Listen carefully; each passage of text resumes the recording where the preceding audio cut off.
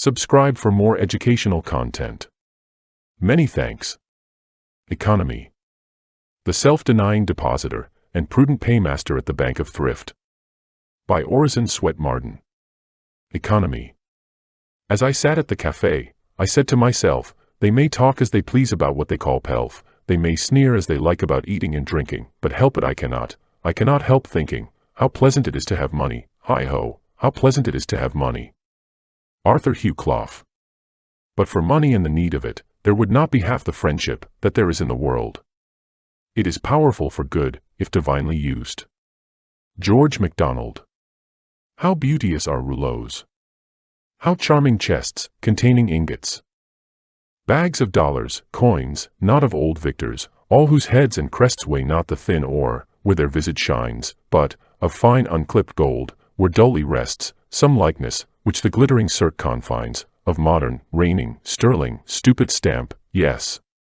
Ready money is Aladdin's lamp. Byron. Whatever be your talents, whatever be your prospects, never speculate away on a chance of a palace that which you may need as a provision against the workhouse. Bulwer. The man who builds and wants wherewith to pay, provides himself a home from which to run away. Young. Here it was that I experienced most of the hardships of my life, said Edward Moran, the eminent marine and figure painter. During a recent visit to Philadelphia. I came from Lancashire, England, to New York, in the steerage of an immigrant ship. That was in 1844, when I was only 15 years old. After stopping in the metropolis, long enough to spend all my money, I walked to Philadelphia, doing chores for my board from town to town. Soon after I reached my destination, I began to study art under James Hamilton, to whom I owe much. Of course he could not understand my poverty, for I managed to present the air of one in comfortable circumstances. But one day, he learned that I lodged in an attic room, and that my only furniture was a wooden chair and a copy of a New York newspaper. "How do you manage to get along?" he asked, in surprise. "Why," I replied, "I sleep on the newspaper at night, and sit on the chair in the daytime." This is an extreme case, but it is typical of the early frugality of thousands, who have risen from poverty and ignorance, to fame and fortune. Indeed, so common have youthful struggles with hardship been in America, that an English tourist, named birth in a log cabin and pinching poverty as necessary preparatives for future greatness here. Of course, we all know that our country has passed the log cabin stage in its development. But it still holds true, and always will, that a boy who is willing to deny himself, in order to improve himself, will rise in the world. He may not, like Moran, become a successful exhibitor in the galleries of London and Paris, associate of the National Academy, and member of the American Watercolor Society, and of the Pennsylvania Academy of Fine Arts. But, in his own sphere and in his own way, he is sure to grow into a larger life because of his sacrifices. "I will give £5 toward the expenses of the city mission," said a Scotchman, without solicitation, to a clergyman whom he met on the street. "Thank you," exclaimed the clergyman, earnestly. "The money is greatly needed, and will do a deal of good. I wonder," he mused, as he left the other, "how so close a man happens to be so generous, of his own accord." "Wait a minute," said the Scotchman, who had turned to follow the minister. "I have the £5 about me, and I may as well give it now as send it. It will save a postage stamp." The trait which led him to avoid using an unnecessary postage stamp had ruled all his business transactions, and enabled him to give the £5 which the clergyman had not thought of receiving from so close a man. "We shan't get much here," whispered a lady to her companion, as John Murray blew out one of the 2 candles by whose light he had been writing, when they asked him to contribute to some benevolent object. He listened to their story and gave $100. "Mr. Murray, I am very agreeably surprised," said the lady quoted. "I did not expect to get a cent from you." The old Quaker asked the reason for her opinion, and, when told, said, "That, ladies, is the reason I am able to let you have the $100.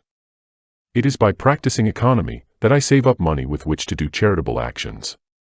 1 candle is enough to talk by."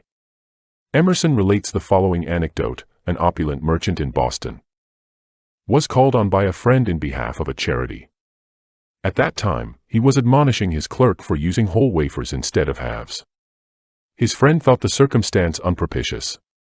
But to his surprise, on listening to the appeal, the merchant subscribed $500. The applicant expressed his astonishment that any person who was so particular about half a wafer should present $500 to a charity. But the merchant said, "It is by saving half wafers and attending to such little things that I have now something to give." Foundation stones of fortune.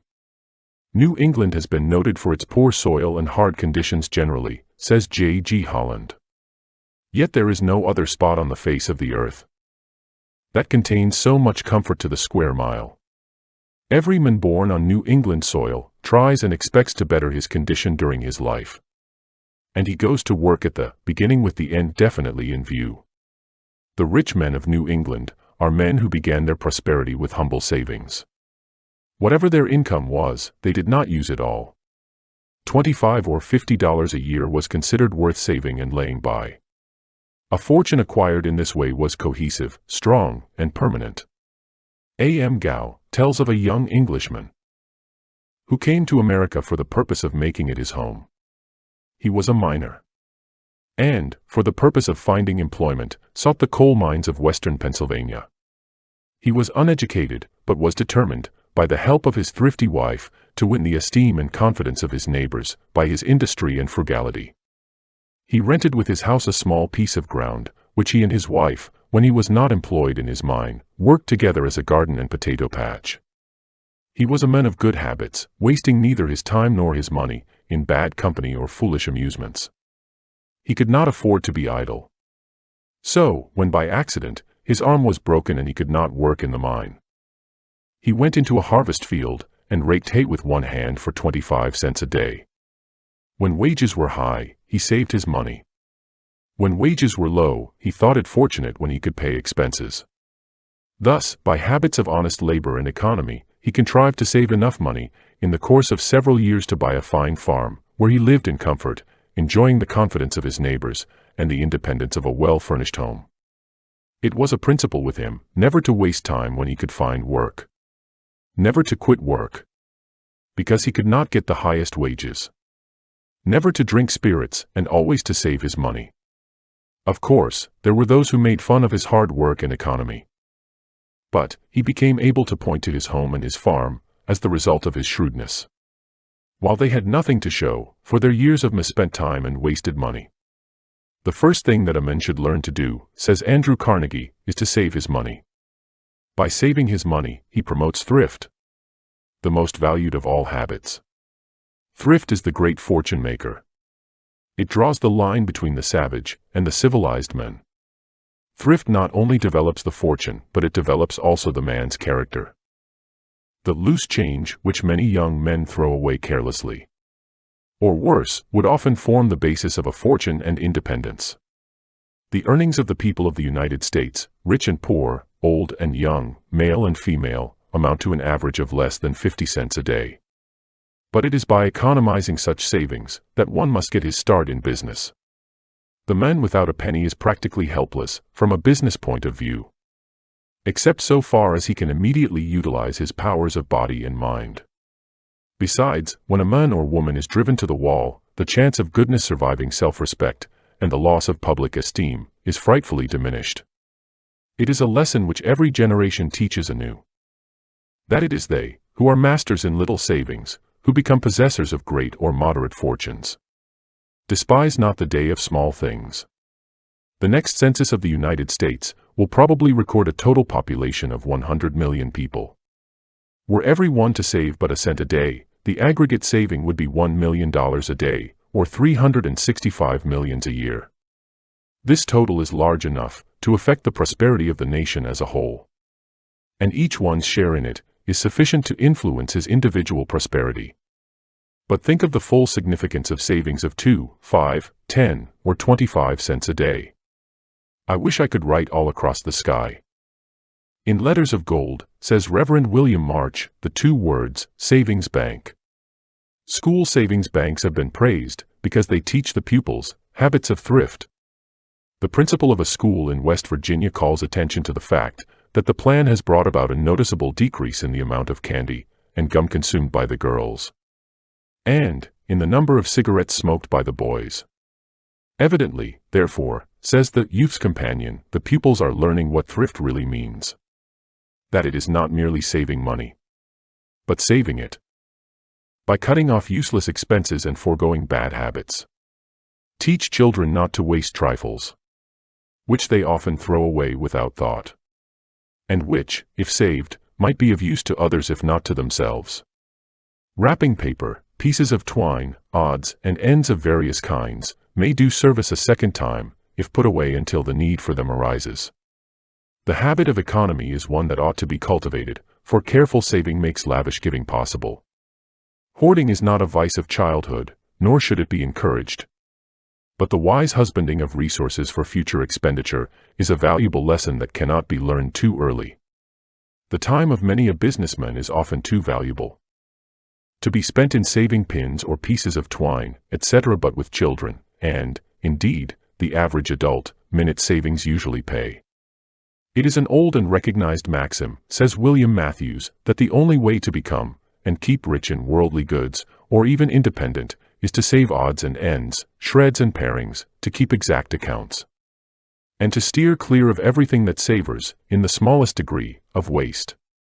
The sayings in the old school books about the importance of taking care of the pence, and a pin a day, and willful waste that leads to woeful want, are as true today as when first published.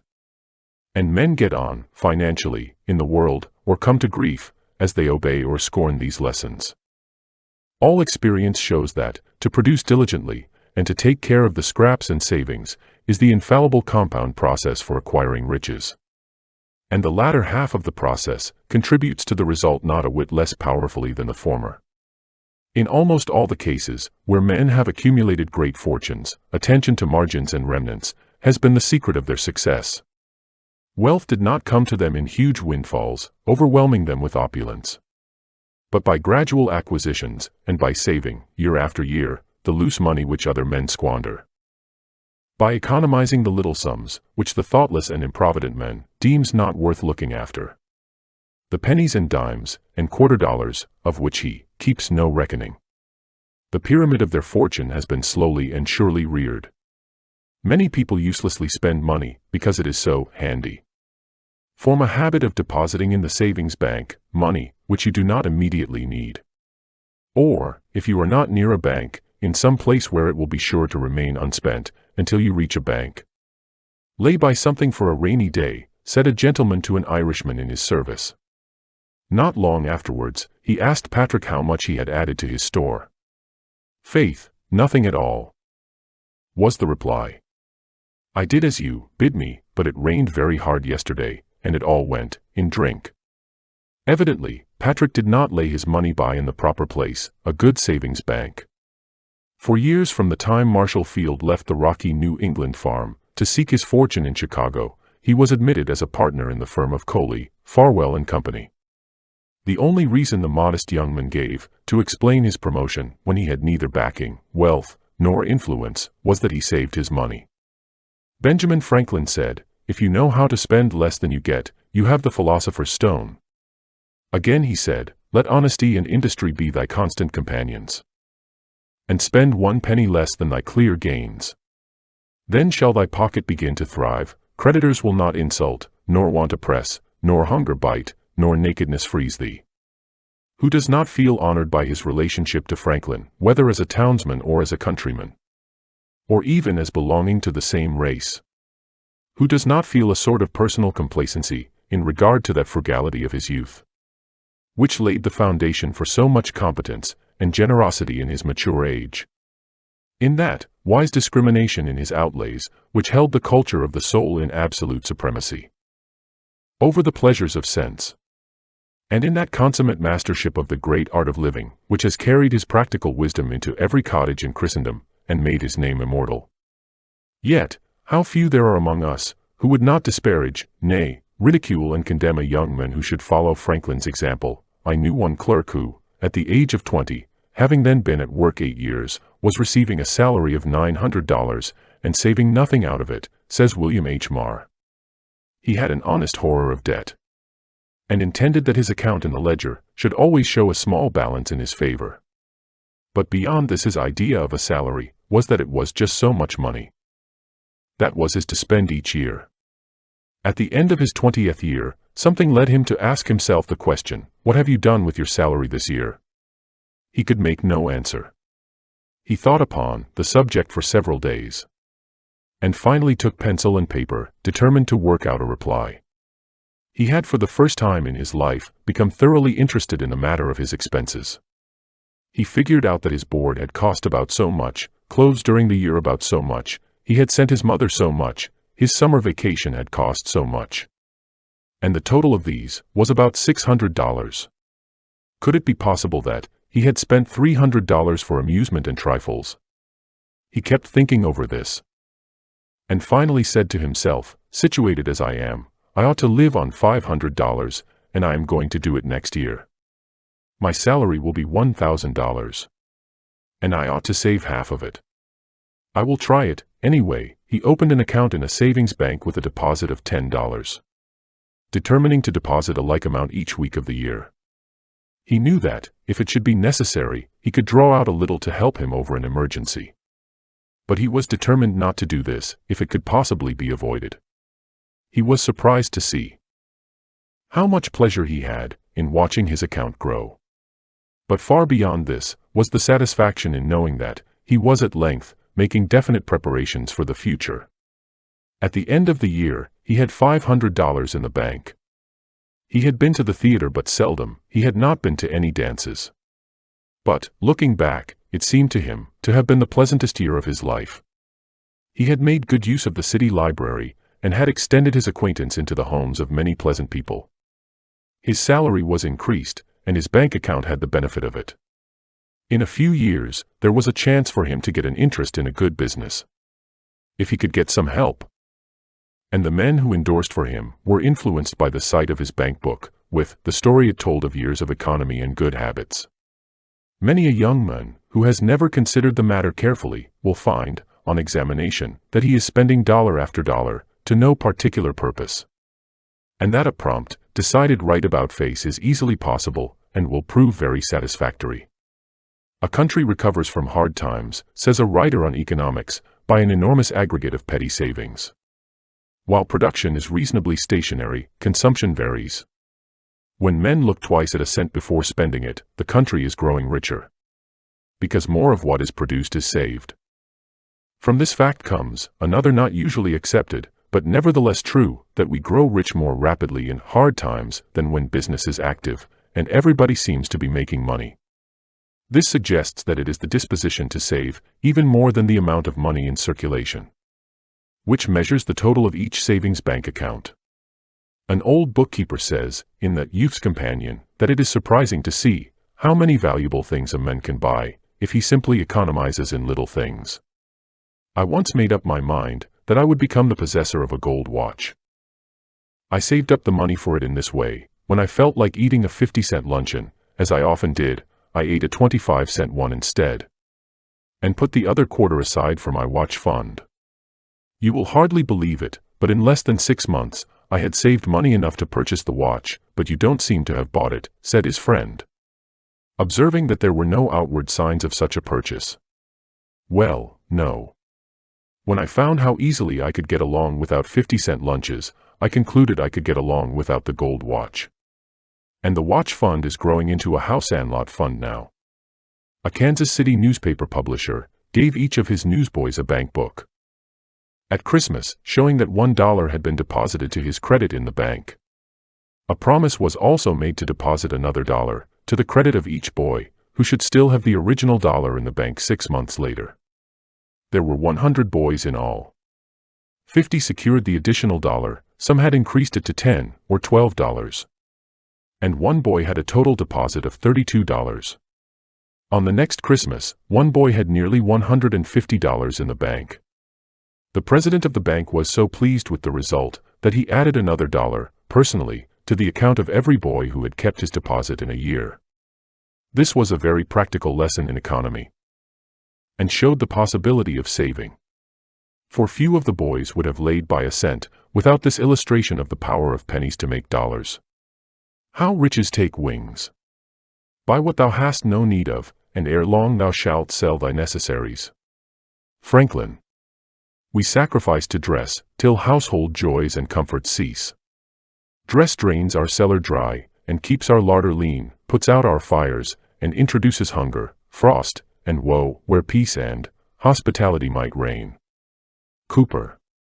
A legend tells us of a master's apprentice, who, from the small bits of glass that had been thrown away, constructed a cathedral window of surpassing loveliness.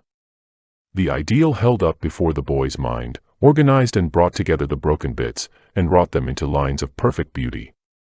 N. D. Hillis. When John W. McNulty, known as Coal Oil Johnny, became suddenly rich, he was young and ignorant of business laws, and spent his money recklessly. He would buy a hack and a span of horses, and hire a man to drive for him. Then, at the end of his ride, he would present the vehicle and the horses to the astonished driver. Such things soon made him poor again, and he had to work for his daily bread. His life had found its true level once more, like a river temporarily swollen by a sudden flood, which quickly subsides and keeps between its proper banks.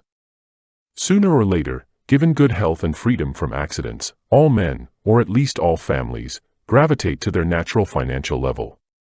They become wealthy and remain so only when and so long as they are fit to do so, according to the world's standard of fitness. The pressure of poverty, or the desire to become independent, induces industry and frugality, which in turn beget wealth. Then abundance conduces to liberality, often to prodigality. And the hoarded treasures are surely scattered, whether slowly or swiftly. The old adage is usually true, that it is but 3 generations from shirt-sleeves to shirt-sleeves, and even in the exceptional cases, the transition is measured by 4 or 5 generations only, at most. The Mad King, Ludwig of Bavaria, was reared without a practical idea of the value of money. As a minor, he had very little spending money. When he became of age at 18, the state supplied him with a purse of gold. His first purchase was a locket for his mother. In paying for it, he handed the entire purse to the jeweler, saying, "Take what it is worth."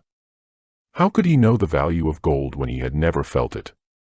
Then, when he wanted to make a Versailles out of a Bunting Park, or convert the sleepy Munich into a world city, was it not natural that he should say to one, "Do what I bid," and to another, "Pay what it costs"?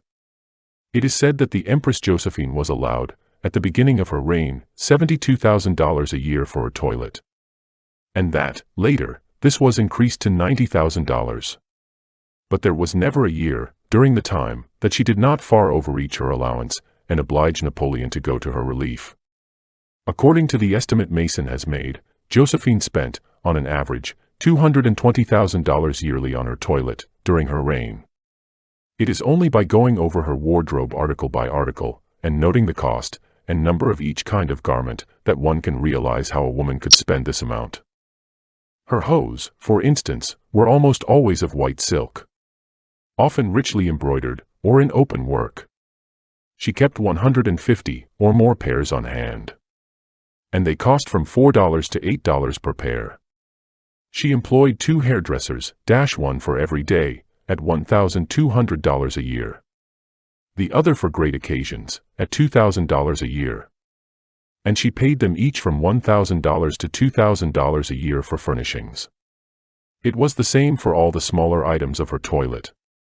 But for the practical common-sense economy of Napoleon, the example of her extravagance would doubtless have spread like wildfire among the French nobility. And France would have shown, in the superlative degree, the sharp contrast of wealth, a monster gorged mid starving populations. But nowhere, and at no period, were these contrasts more startling than in imperial Rome.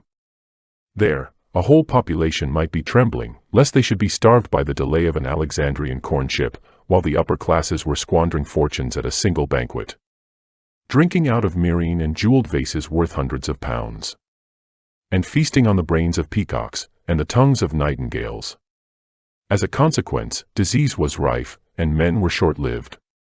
At this time, the dress of Roman ladies displayed an unheard of splendor. The elder Pliny tells us that he himself saw Lallia Paulina dressed for a betrothal feast in a robe entirely covered with pearls and emeralds, which, had cost 40 million sesterces, and which was known to be less costly than some of her other dresses. Gluttony, caprice, extravagance, ostentation, impurity rioted in the heart of a society which knew of no other means by which to break the monotony of its weariness or to alleviate the anguish of its despair. The expense ridiculously bestowed on the Roman feasts almost passes belief. Suetonius mentions a supper given to Vitellius by his brother, in which, among other articles, there were 2,000 of the choicest fishes, 7,000 of the most delicate birds, and one dish, from its size and capacity, named the Aegis or Shield of Minerva. It was filled chiefly with the livers of scari, a delicate species of fish, the brains of pheasants and peacocks, and the tongues of parrots, considered desirable chiefly because of their great cost. Such things represent the extreme of lavishness. But in modern times, and in ways proportioned to their possessions, many rich people squander fortunes. And many people of moderate means are unnecessarily liberal in some lines of expenditure. It absorbs the income of a province to bring up a baby, says a shrewd observer. We riot in prodigality, and vie with each other in material accumulation and expense. Our thoughts are mainly on how to increase the products of the world, and how to get them into our own possession. The idea seems to be well-nigh universal that the millennium is to come by a great deal less work and a great deal more pay. It is easy to spend, but hard to keep money, says a modern economist. Happiness is dependent upon the science of getting what one wants, or must have, out of what he receives, and preserving a margin, be it ever so small, for those who are secure in a regular income. The problem becomes one of almost impossible solution. It is said that humanity, considered as a whole, always lives within 1 year of starvation. Certain it is that only a very small portion of humanity is able to lay aside a whole year's income, or sufficient so that they can live through a year, spending only what they had previously earned, and laying up all their earnings for the current year. If this could be done, it would be a powerful aid in learning the science of spending. The science of spending is, in reality, the science of keeping. If one can keep, he may always have something to spend when occasion requires it. This science is learned most surely by acquiring the art of separating the essential from the non-essential objects of expenditure, satisfying the first fully, and the second only so far as can be done within the inexorable limits of the fund available. Men and women accustomed to gratify every whim and caprice, says P. T. Barnum, will find it hard, at first, to cut down their various unnecessary expenses, and will feel it a great self-denial to live in a smaller house than they have been accustomed to, with less expensive furniture, less company, less costly clothing, fewer servants, a smaller number of balls, parties, theater goings, carriage ridings, pleasure excursions, cigar smokings, liquor drinkings, and other extravagances. But, after all, if they will try the plan of laying by a nest egg, or, in other words, a small sum of money, at interest, or, judiciously invested in land, they will be surprised at the pleasure to be derived from constantly adding to their little pile, as well as from all the economical habits which are engendered by this course. The old suit of clothes, and the old bonnet and dress, will answer for another season. A cold bath and a brisk walk will prove more exhilarating than a ride in the finest coach. A social chat, an evening's reading with the family circle, or an hour's play at Hunt the Slipper, or Blind Man's Buff, will be far more pleasant than a $50 or a $500 party. When the reflection on the difference in cost is indulged in by those who begin to know the pleasures of saving, thousands of men are kept poor, and tens of thousands are made so, after they have acquired quite sufficient to support them well through life, in consequence of laying their plans of living on too broad a platform. Some families expend many hundreds, or even many thousands of dollars yearly, while others secure more solid comfort and enjoyment, frequently at 1/20th as great an expense. Prosperity is a more severe ordeal than adversity, especially sudden prosperity. Easy come, easy go, is an old and true proverb. A spirit of pride and vanity, when permitted to have full sway, is the undying canker worm, which gnaws the very vitals of a man's worldly possessions. Let them be small or great, hundreds or millions. Many persons, as they begin to prosper, immediately expand their ideas. and commence expending for luxuries until, in a short time, their expenses swallow up their income, and they become ruined in their ridiculous attempts to keep up appearances and make a sensation. I know a gentleman of fortune who says that, when he first began to prosper, his wife thought she must have a new and elegant sofa. That sofa, he said, cost me $30,000. When the sofa reached the house, it was found necessary to get chairs to match. Then sideboards, carpets, and tables to correspond with them. And so on through the entire stock of furniture. When at length it was found that the house itself was quite too small and old-fashioned for the furniture, and a new one was built to correspond with the new purchases. Thus, added my friend, summing up an outlay of $30,000 caused by that single sofa, and saddling on me in the shape of servants, equipage, and the necessary expenses attendant upon keeping up a fine establishment, a yearly outlay of $11,000, and a tight pinch at that. Whereas, 10 years before, we lived with much more real comfort, because with much less care, on as many hundreds. The truth is that sofa would have brought me to inevitable bankruptcy, had not a most unexampled tide of prosperity kept me above it. And had I not checked the natural desire to cut a dash. In order to prosper, you must learn, must realize, must feel the value of money. Never forget that, when honestly made, the money which comes to you in the pursuit of your legitimate vocation is, or ought to be, as a shrewd writer has observed, the measure of your worth to the community you serve.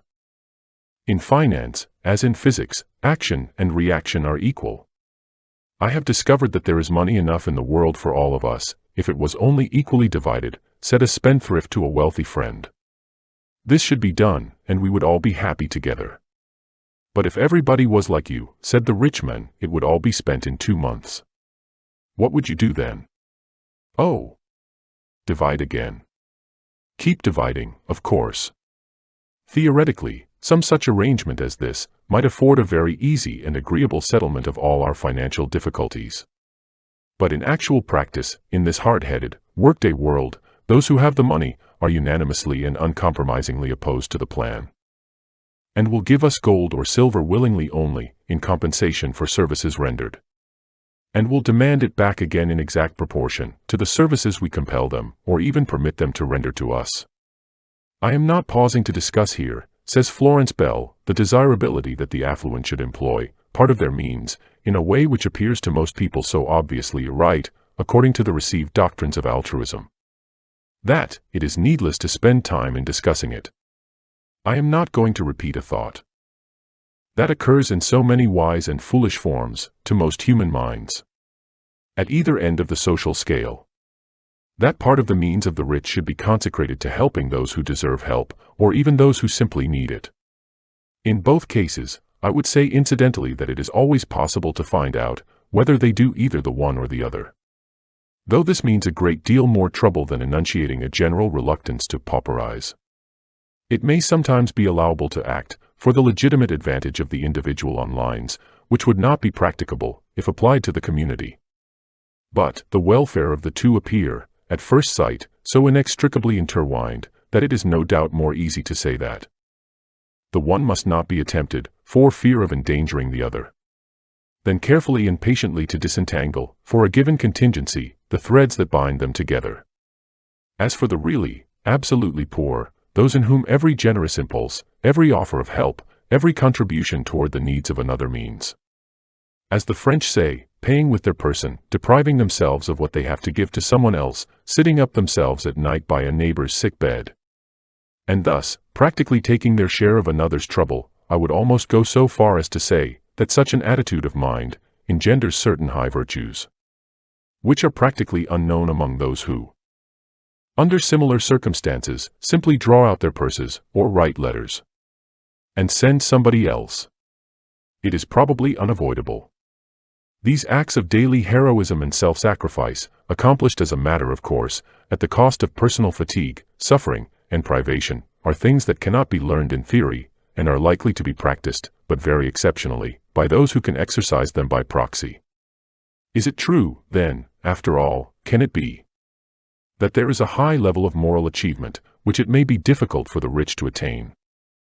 Certain qualities, and those of the finest kind, which are bound to lie dormant if circumstances do not call them forth. If so, let us seek for the remedy in the right place. Thrift is not the virtue we need here. It is not so simple as that. What is needed is to make a vigorous stand against the action of surroundings and circumstances, lest we should fall a helpless prey to them. To keep alive by constant effort the conviction that it is necessary to resist them. But it is possible that those whose lives are sunny and prosperous may mistake the content and satisfaction they feel for a condition of moral excellence, in which watchfulness is not so much needed.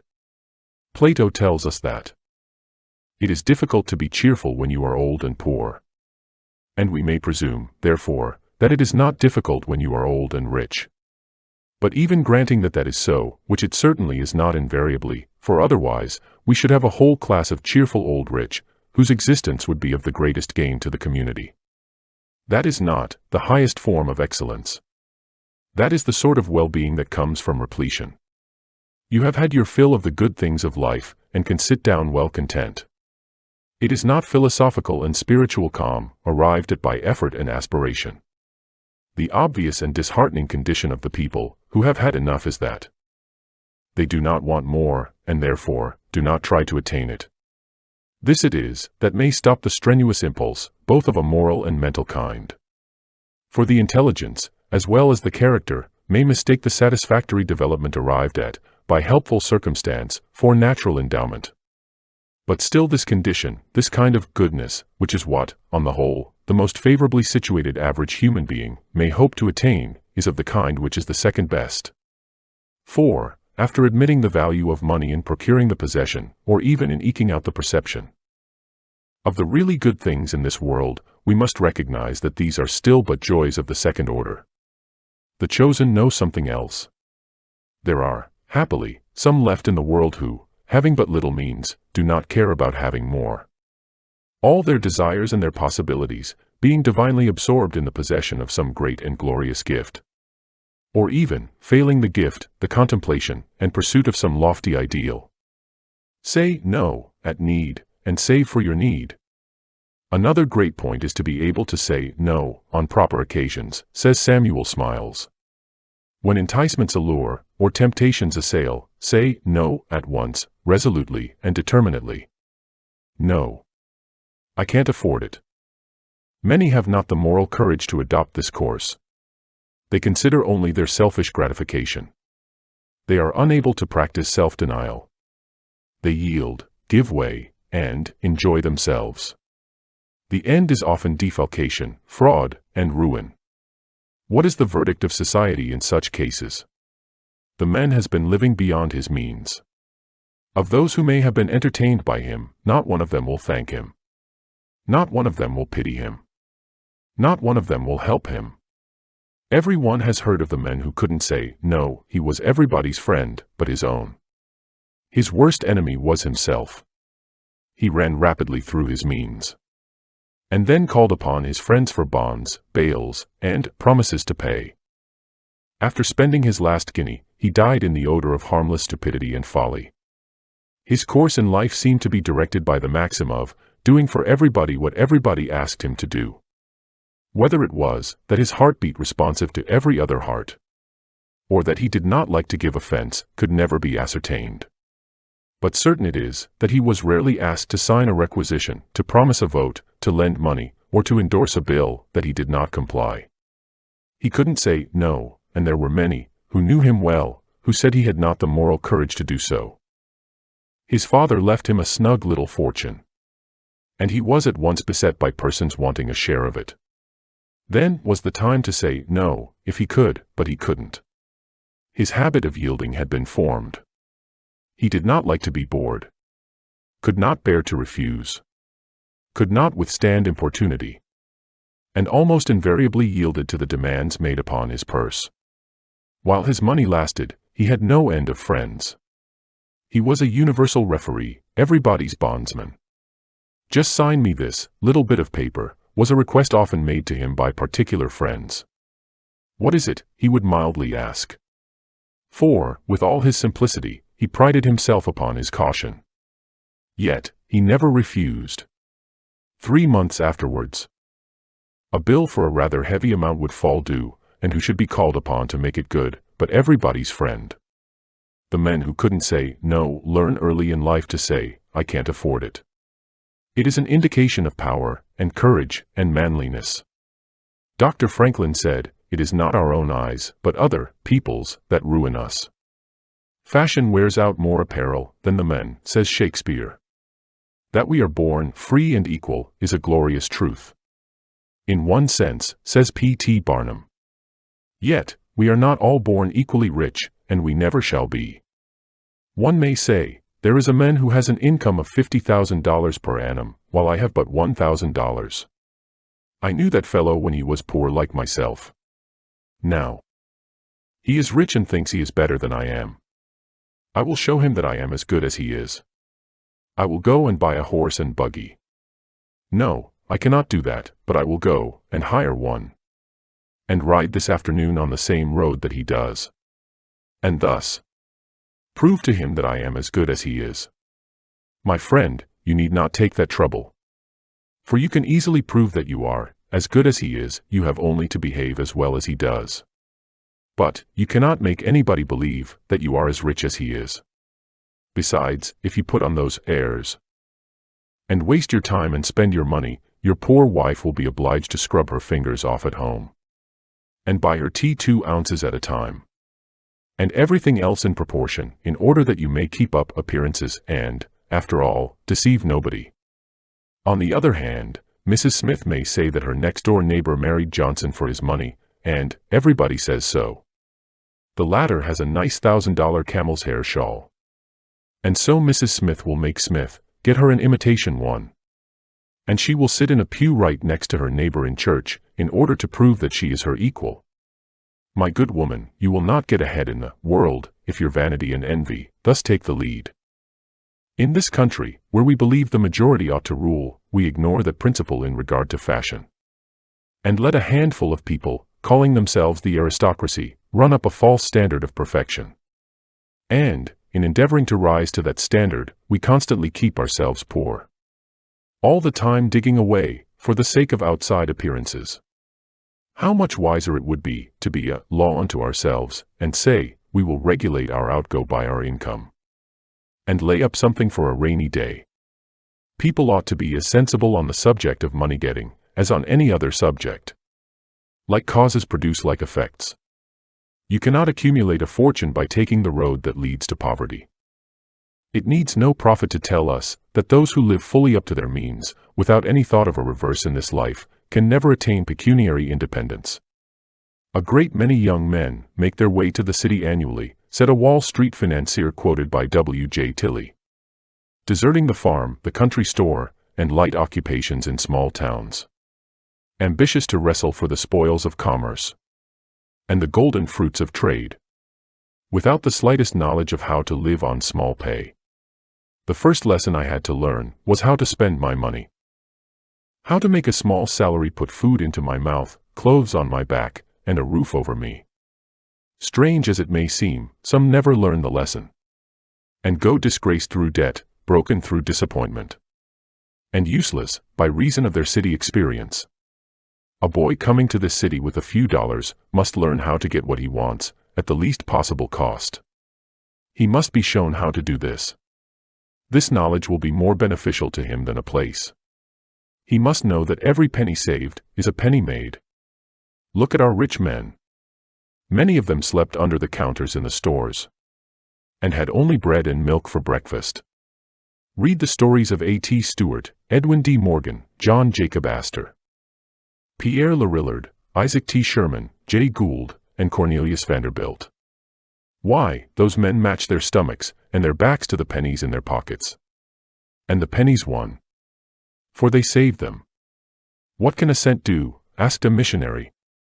It can accomplish very little by itself. It can buy a pretzel or a stick of candy, which has a mysterious faculty of melting away before one has had time to enjoy having it. It can lose itself out of the smallest hole in its owner's pocket. It cannot buy a loaf of bread, or pay a car fare, or do anything else that is useful or interesting. The consequence is that it is perfectly wonderful how many pennies even very poor children have. But, though it is not good for much in itself, the penny is an excellent help, in a sum in addition. If a boy's mother, every time he asks her for a penny, were to put it into a little box, instead of giving it to him, and he were to add them all up at the end of the year, how many do you suppose there would be? Ask her to try it, and see. And as for multiplying, you would never dream what the penny can do with the multiplication table. True, it is a dull, insignificant copper thing. But multiply it by 100, and you can get a nice, crisp, new dollar bill with the result. 10 little round cents, from each of 200,000 boys and girls, little and big. What can they do, do you think? They can pay the salaries and traveling expenses of a dozen or more Sunday school missionaries, and give them some thousands of dollars to help them carry on their work. They can help to start a dozen new churches. Aggregated pennies constitute the capital which employs armies of laborers and makes the wheels of progress go round. Nearly every great fortune of our day represents the vast sum total of a multiplicity of small profits. But the little profits must be added, or there will be no great result. No powerful fund of savings. Out of debt. Out of danger. Half the battle of existence depends upon the ability of a young economist to control big expenses in accordance with his means. He that a vice from year to year inherits wieldeth an axe against his tree of merits. Oriental poetry. All fortunes have their foundations laid in economy. J. G. Holland. Debt is, like any other trap, easy enough to get into, but hard enough to get out of. H. W. Shaw. A large part of every man's time must needs be consumed, in one sense, for the sake of giving potency to the residue. It is remarkable how the principle of the use and waste of one thing for another pervades creation. 1/3 of our time is thrown into sleep. It dies, that the other 2/3 may live to be of worth. For every 2 hours of living, full of strength, there has been one sacrificed hour that laid itself down for them. H. W. Beecher. Mr. Speaker, exclaimed the eccentric John Randolph, of Roanoke, in a piercing voice, as he sprang from his seat in the United States House of Representatives. Mr. Speaker, I have found it. Then, in the stillness which followed this strange outburst, he added, I have found the philosopher's stone, it is pay as you go. But, suppose I can't pay, suggested a young man whose uncle had just told him this story, emphasizing its moral. Then don't go, replied the uncle. What? So early at your desk, exclaimed Napoleon, on the way to his bath, as he heard someone humming a tune, and found that it was one of his secretaries. The great commander had already been at work for some time. Why, he continued, this is very exemplary. We ought to be well satisfied with such service. What salary have you? $1,200, sire, was the reply. Indeed, said Napoleon, that, for one of your age, is very handsome. In addition, I think, you have your board and lodging. I have, sire. Well, I do not wonder that you sing. You must be a very happy man. Alas, sire, I ought to be, but I am not. And why not? Because I have too many English tormenting me. I have, also, an aged father, who is almost blind, and a sister who is not yet married, dependent upon me for support. But, sir, said Napoleon, in supporting your father and your sister, you do only that which every good son would do. But what have you to do with the English? They are those, replied the secretary, who have loaned me money, which I am not able to repay. All Frenchmen who are in debt call their creditors the English. This was the real explanation of the young man's eagerness to work. He had passed a sleepless night, thinking of his debts, and had risen early to find distraction from his thoughts. For a similar reason, he sought refuge from his cares in singing. Enough. Enough, said Napoleon, I understand you. You are in debt. And how is it that, with such a salary, you run into debt? I wish to have no man about my person, who has recourse to the gold of the English. From this hour, you will receive your dismission. Adieu, sir. Saying this, he left the young man stupefied with despair. But a few moments later, an aide entered and handed him a note, saying, It is from Napoleon. It read, I have wished to dismiss you from my cabinet, for you deserve it. But I have thought of your aged and blind father, and of your young sister. And, for their sake, I pardon you. Further, since they are the ones who must most suffer from your misconduct, I send you, with leave of absence for 1 day only, the sum of $2,000. With this sum, disembarrass yourself immediately of all the English who trouble you. And hereafter, conduct yourself in such a manner, as not to fall into their power. Should you fail in this, I shall give you leave of absence without permission to return. If you want to test a young man, and ascertain whether nature made him for a king or a subject, says James Parton, give him $1,000. And see what he will do with it. If he is born to conquer and command, he will put it quietly away, till he is ready to use it as opportunity offers. If he is born to serve, he will immediately begin to spend it in gratifying his ruling propensity. On the first rule of the art of managing money, says Bulwer, all preceptors must be agreed. It is told in 3 words, horror of debt. Nurse, cherish, never cavil away though wholesome, horror of debt. Personal liberty is the paramount essential to human dignity and human happiness. Debt is to man what the serpent is to the bird. Its eye fascinates, its breath poisons, its coil crushes sinew and bone, its jaw is the pitiless grave. If you mock my illustration, if you sneer at the truth it embodies, give yourself no further trouble to learn how to manage your money. Consider yourself doomed. Pass on your way with a jaunty step. The path is facile, paths to Avernus always are.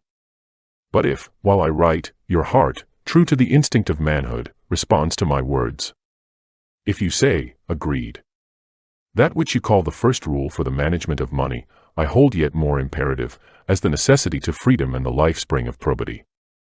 Then advance on your way, assured that, wherever it may wind, it must ascend.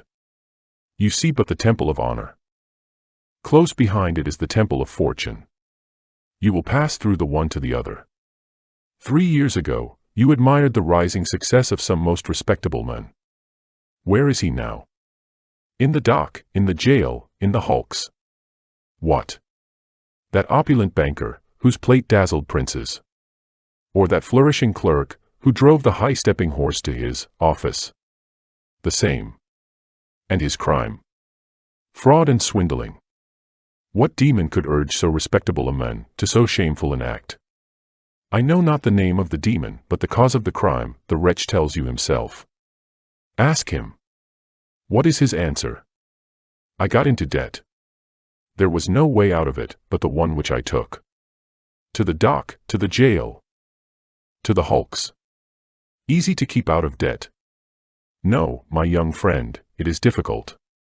Are you rich? The bland tradesman cries, pay when you please.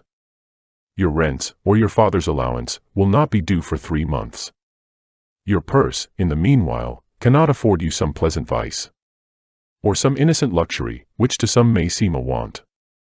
You are about to relinquish the vice, or dispense with the luxury, when a charming acquaintance, who lives no one knows how, though no one lives better, introduces an amiable creature, sleek as a cat, with paws of velvet hiding claws of steel. His manners are pleasing, his calling is usury.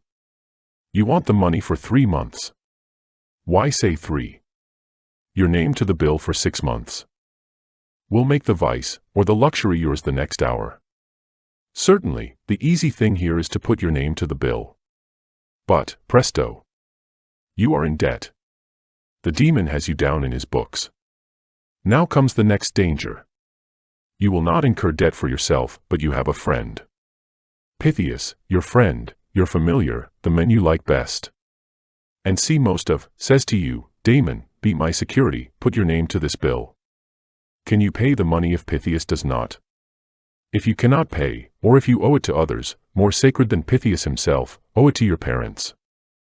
Your plighted bride, or wedded wife, or the children to whom what, before their birth, was your fortune, has become the trust money for their provision. Not to hazard for Pythias that for which, if lost, not you alone but others must suffer. Then, do not common duty and common honesty forbid you to become surety to Pythias, for an obligation which belongs not to Pythias, but to chance, to repay, my name, falters Damon. I am but a surety. Go to Pythias. Pythias has bolted. Pay the bill, Damon, or goodbye to your honor. Pardon my prolixity, earnestness is apt to be garrulous. Vixie. I have lived and known life.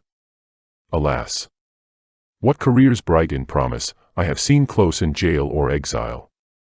What talents, profuse in their blossom, die off without coming to fruit, what virtues the manliest rot into vices the meanest. Which, when one cried, in amazement, how can you account for so doleful an end, to so fair a commencement, solve their whole mystery in this, Damon never recovered from his first fatal error. He put his name to a bill, by which Pythias promised to pay, so and so in 3 months. Having settled these important preliminaries, first, never to borrow when there is a chance, however remote, that you may not be able to pay. Second, never to lend what you are not prepared to give. Third, never to guarantee for another what you cannot fulfill if the other should fail. You start in life with the great advantage that whatever you have, be it little or much, is your own.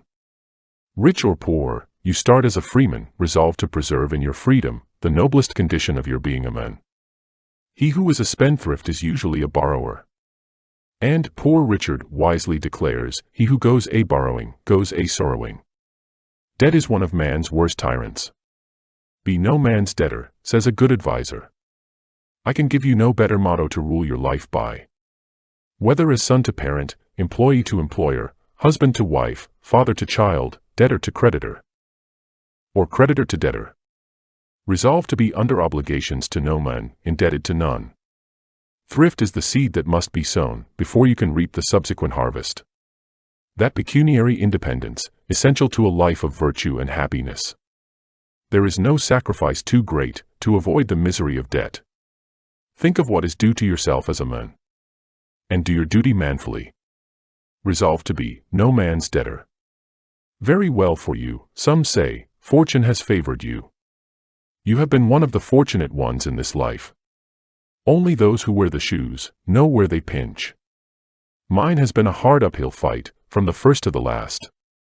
And, when comparing your life with that of others, it is as well to remember that in every life, even in those which seem brightest and fairest, there is some grave, where dead hopes and unfulfilled dreams lie buried.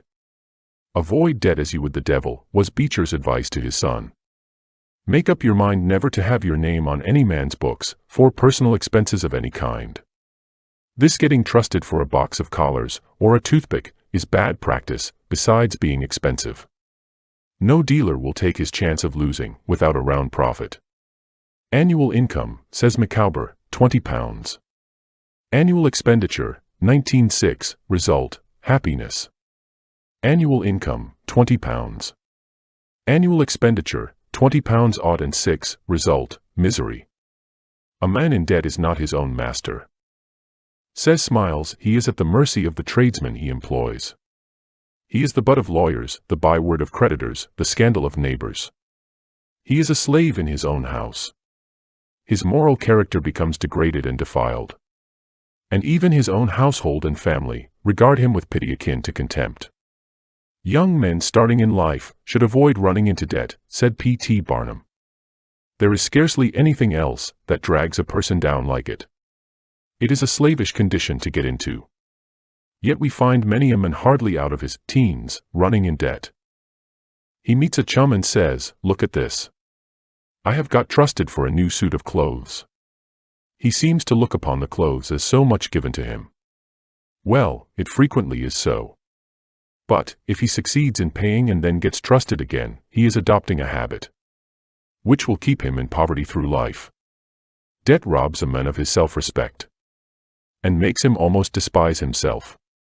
Grunting and groaning, and working for what he has eaten up or worn out, and now, when he is called upon to pay, he has nothing to show for his money. This is properly termed working for a dead horse. I do not speak of merchants buying and selling on credit, or of those who buy on credit in order to turn a purchase to a profit. An old friend said to his son, a farmer, "John, never get trusted. But, if thee gets trusted for anything, let it be for fertilizers. Because they will help thee pay the amount credited again. Money is, in some respects, like fire. It is a very excellent servant, but a terrible master. When you have it mastering you, when interest is constantly piling up against you, it will keep you down in the worst kind of slavery. But let money work for you, and you have the most devoted servant in the world. It is no servant. There is nothing else, animate or inanimate, that will work so faithfully as money. When placed at interest, and well secured, it works night and day, and in wet or dry weather. To do your best, you must own every bit of yourself. If you are in debt, part of you belongs to your creditors. Nothing but actual sin is so paralyzing to a young man's energies as debt. Hunger, rags, cold, hard work, suspicion, and unjust reproach are disagreeable, said Horace Greeley. But debt is infinitely worse than them all. If I had but 50 cents a week to live on, I'd buy a peck of corn and parch it before I'd owe any man $1. Of what a hideous progeny of ill is debt the father, said Douglas W. Gerald. What meanness, what invasions of self-respect. What cares, what double-dealing. How in due season it will carve the frank, open face into wrinkles. How like a knife it will stab the honest heart. And then its transformations. How it has been known to change a goodly face into a mask of brass. How with this evil custom of debt has the true man become a callous trickster. A freedom from debt. And what nourishing sweetness may be found in cold water. What toothsomeness in a dry crust. What ambrosial nourishment in a hard egg. Be sure of it. He who dines out of debt, though his meal be a biscuit and an onion, dines in the Apollo. And then for raiment, what warmth in a threadbare coat, if the tailor's receipt be in your pocket. What Tyrian purple in the faded waistcoat. The vest not owed for. How glossy the well-worn hat, if it covers not the aching head of a debtor. Next, think of the home sweets, the outdoor recreation of the free man. The street door falls not a knell in his heart. The foot on the staircase, though he lives on the third pair, sends no spasm through his anatomy. At the rap on his door, he can crow "Come in," and his pulse still beats healthfully. See him abroad. How he returns look for look with any passenger. Poverty is a bitter draught. Yet may, and sometimes can with advantage, be gulped down. Though the drinker makes wry faces, there may, after all, be a wholesome goodness in the cup. But debt, however courteously it may be offered, is the cup of siren. And the wine, spiced and delicious though it be, is poison. My son, if poor, see hyson in the running spring. See thy mouth water at last week's roll. Think a threadbare coat the only wear. And acknowledge a whitewashed garret the fittest housing place for a gentleman.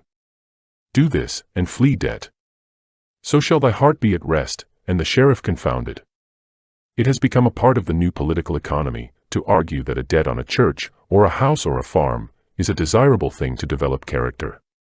When a young man starts out in life with the old-fashioned idea strong in his mind that debt is bondage and a disgrace, that a mortgage is to be shunned like the cholera, and that to owe $1 that you cannot pay, unless overtaken by misfortune, is nothing more or less than stealing, then he is bound, in so much at least, to succeed, and save his old age from being a burden upon his friends or the state. Owe no man anything, says St. Paul. To prosper, one must be all there. To make money requires a clear brain, said P.T. Barnum. A man must see that 2 and 2 make 4. He must lay all his plans with reflection and forethought, and closely examine all the details, and the ins and outs of business.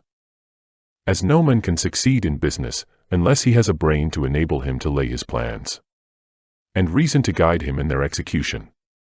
So, no matter how bountifully one may be blessed with intelligence, if his brain is muddled, and his judgment warped by intoxicating drinks, it is impossible for him to carry on business successfully. How many good opportunities have passed, never to return, while a man was sipping a social glass with a friend? How many foolish bargains have been made, under the influence of the nervine which temporarily makes its victim think he is rich? How many important chances have been put off until tomorrow, and then forever, because the wine cup has thrown the system into a state of lassitude, neutralizing the energy so essential to success in business? Verily, wine is a mocker. The use of intoxicating drinks as a beverage is as much an infatuation as is the smoking of opium by the Chinese. And the former is quite as destructive to the success of the businessman as is the latter. It is an unmitigated evil, utterly indefensible in the light of philosophy, religion, or good sense. It is the parent of nearly every other evil in our country. A New Orleans printer, when his fellow workmen went out to drink beer during working hours, put in the bank the exact amount which he would have spent if he had gone with them. He pursued this plan for 5 years. When he examined his bank account and found he had deposited $521.86. In the 5 years, he had not lost a day on account of sickness. 3 out of 5 of the others had in the meantime become drunkards, were worthless as workmen, and were discharged.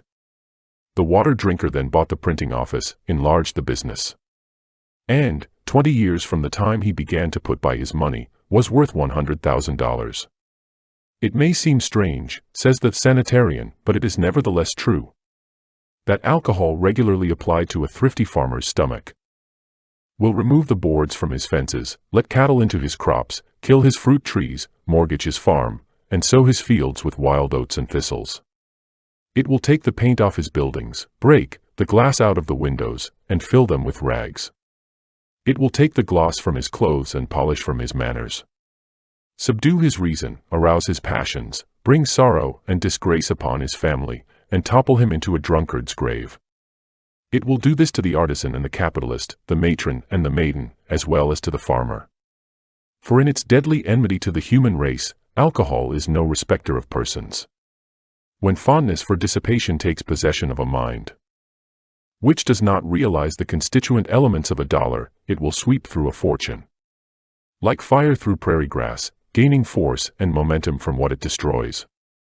The daily papers recently gave the story of a spendthrift who had squandered a legacy of $160,000 from his grandmother, and one of $435,000 from an uncle.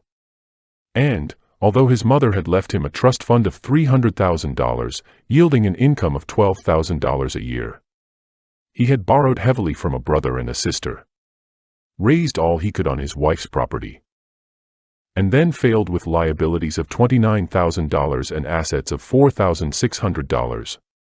All this he accomplished in about 3 years. A nickel a day, bought his library.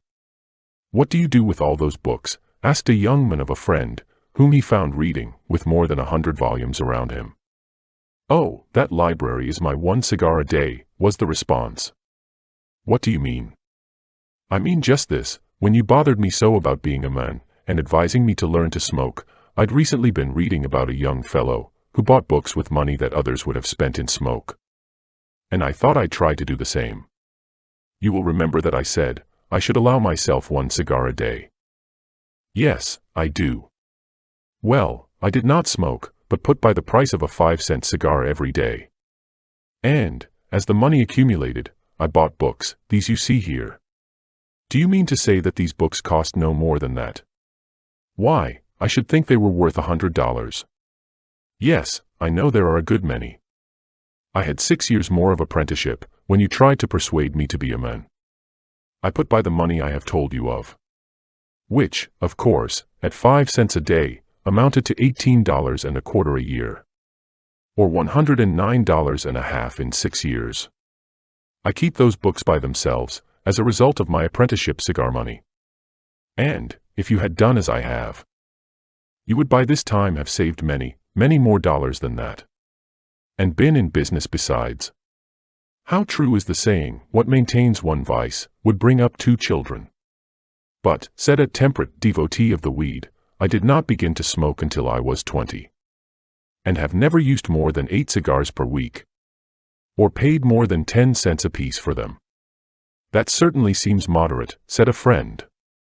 But, if you should save the 80 cents per week, and invest it every 6 months, at 7% compound interest, how much do you suppose it would amount to? By your 60th birthday. The smoker was quick at figures, and soon replied, 8,311 $. Very good, said his friend, now put that in your pipe, and smoke it.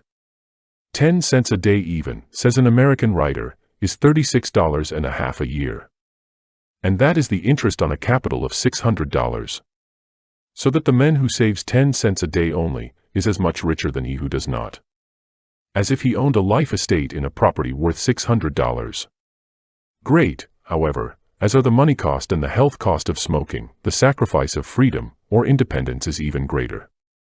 Many a youth who smokes cigarettes cannot truthfully say that his soul is his own. A victim stated recently that he had often walked 4 miles to town to save car fare in order that he might buy a package of cigarettes. Successful financiers keep careful accounts. Waste neither time nor money, but make the best use of both. Franklin. A habit of keeping a strict account of personal expenses down to the pennies has great educational power. He that thinks he can afford to be negligent is not far from being poor. Johnson. Yet was she not profuse, but feared to waste, and wisely managed that the stock might last, that all might be supplied, and she not grieve. When crowds appeared, she had not to relieve. Which to prevent, she still increased her store. Laid up, and spared, that she might give the more. Dryden. I have often been asked to define the true secret of success, says Sir Thomas J. Lipton. It is thrift in all its phases. And principally thrift as applied to saving. A young man may have many friends, but he will find none so steadfast, so constant, so ready to respond to his wants, so capable of pushing him ahead, as a little leather-covered book, with the name of a bank on its cover. Saving is the first great principle of all success.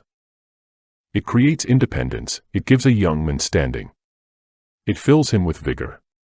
It stimulates him with the proper energy. In fact, it brings to him the best part of any success, happiness and contentment. If it were possible to inject the quality of saving into every boy, we should have a great many more real men. A knowledge of arithmetic is absolutely necessary to those who would live within their means, says Smiles. Women are especially ignorant of arithmetic. They are scarcely taught the simplest elements. 4 female teachers think the information useless. They prefer to teach languages, music, deportment, and the use of globes. All these may be important, but the first 4 rules of arithmetic are better than all else. How can they compare their expenditures with their receipts, without the knowledge of addition and subtraction? How can they know precisely what to spend in rent, or clothing, or food, or for service, unless they know the value of figures? How can they check the accounts of their tradesmen, or their servants? This want of knowledge of arithmetic is the cause, not only of great waste, but also of great misery. Many a family of good position has fallen into destitution, merely because of its ignorance of this branch of knowledge. Washington examined the minutest expenditures of his family, even when President of the United States. He understood that without economy, none can be rich. And with it, none need be poor. I make a point of paying my own bills, said Wellington. He took account of all his expenditures. So did his great opponent. It is one of the miracles of Napoleon, says the historian Ingersoll, that he waged all his enormous wars without contracting a debt or borrowing a cent, without discounting a note, or using one not forthwith convertible into coin. And, when expelled from the throne, he left in the cellars of his palace a large sum. Many millions in cash. Economized from family show for public service. The imperial budget of France, when he ruled 50 millions of subjects, was little more than half the royal budget, when Louis Philippe ruled over 34 millions. The standard of probity was as much higher in Napoleon's time. Although it may be said that he supported France by the conquests which England, by successive coalitions, forced him to make. Yet the abundance, regularity, and management of the national income, and expenditures in his time, without an idea of what is now recognized as the science of political economy, without paper money, and without debt, is a monument as amazing as his code of laws. All or nearly all great generals have been careful calculators. Even while striking those sledgehammer blows upon Lee's army in the wilderness. Fighting it out on that line, if it should take all summer. With many newspapers in the North calling him a butcher and clamoring for his recall, Grant was considering and providing for the end, as well as the beginning of the great movement. When at length his troops crossed the James River, they found waiting for them thousands of barrels of provisions. which their commander had ordered General B. F. Butler to transport thither, by way of City Point and Bermuda Hundred.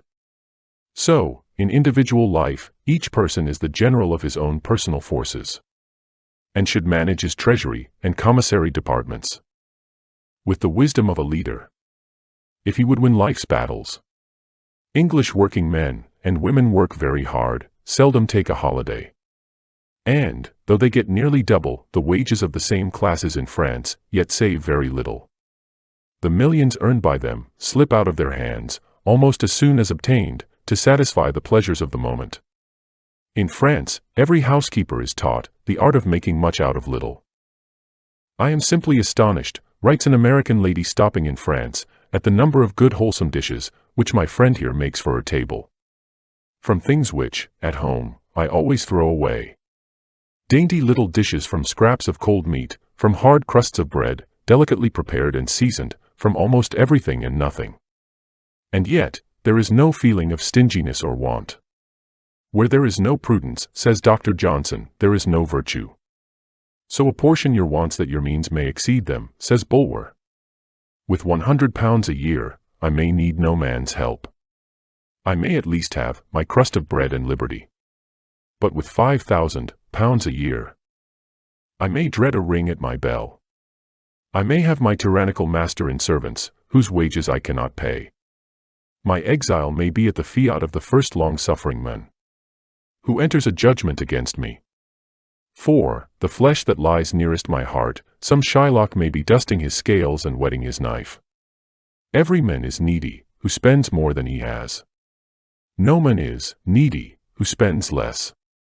I may so well manage that, with £5,000 a year, I purchase the worst evils of poverty, terror, and shame.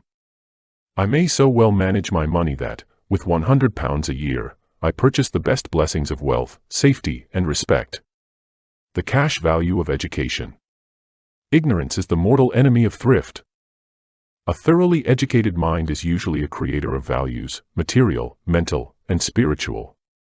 Any man is educated, says Minot J. Savage, who is so developed and trained that, drop him where you will in the world, he is able to master his circumstances and deal with the facts of life so as to build up in himself a noble manhood and be of service to those about him. That is what education means. That is what it is for. Knowledge of foreign tongues, a list of historic facts concerning the past, information poured into a man's brain. These things are not education. There are learned fools. School Commissioner N.C. Schaefer, of Pennsylvania, thus shows the actual cash value of an education. An Indiana jury awarded $599.99 for the killing of a boy. A friend of mine, who is a superintendent in West Virginia, called that award an outrage. I asked him why. He answered, to say nothing of the boy's personality, and all that a boy is to his father and mother and home. The commercial value of a boy's time at school is more than the award of that Indiana jury. I asked him how he made the calculation. He said, you find the value of a boy's time at school by subtracting the earnings of a life of uneducated labor from the earnings of a life of educated labor. Then he gave me a calculation that I have used before institutes, for I am anxious to get it into the daily papers, to have it carried to every schoolroom and put upon every blackboard, so that the pupils may carry it home and discuss it with their parents. He said, if an uneducated man earns $1.50 a day for 300 days in the year, he does very well. And if he keeps it up for 40 years, he will earn $1.50 multiplied by 300 multiplied by 40, or $18,000. An educated man is not generally paid by the day, but by the month, and by the year.